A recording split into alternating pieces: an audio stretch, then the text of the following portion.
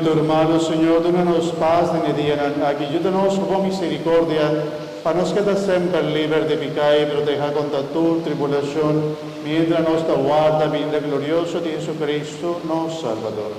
Sopra la liberai duca, o potere e gloria.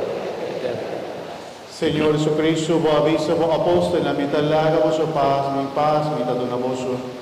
No mira nos picanos, sino fe de vos iglesia, y según tu voluntad, donanos paz, unidad completo. A vos que viva y reina dentro del siglo de siglo. Amen. Paz del Señor sea siempre con vos. Y con vos, Spiriti, y como romana de Cristo Jesús, la que nos desea otro paz. Amén.